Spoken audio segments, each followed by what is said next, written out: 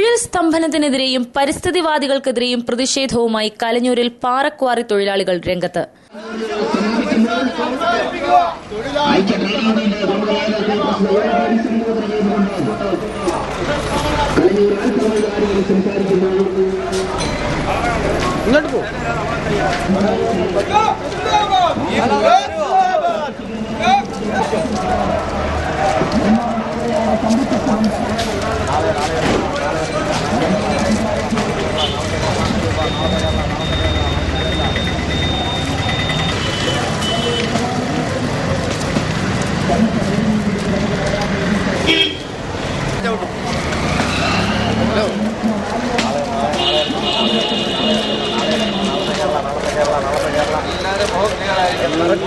കലഞ്ഞൂർ ഗ്രാമപഞ്ചായത്ത് കവാടത്തിൽ അനധികൃത പാറമടകൾക്കെതിരെ പരിസ്ഥിതിവാദികളും നാട്ടുകാരും ഉപവാസ സമരം നടത്തിവരുന്ന സാഹചര്യത്തിലാണ് ഇവർക്കെതിരെ ക്വാറി തൊഴിലാളികൾ രംഗത്ത് വന്നത്.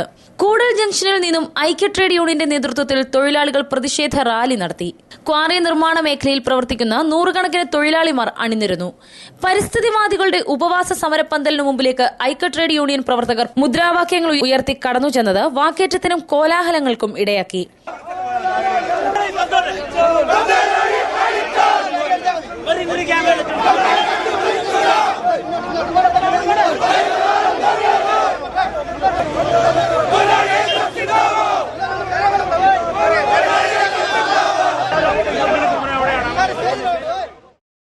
റൂറൽ പോലീസിന്റെയും മുതിർന്ന നേതാക്കന്മാരുടെയും സന്ദർഭോചിതമായ ഇടപെടൽ മൂലം സംഘർഷം ഒഴിവായി.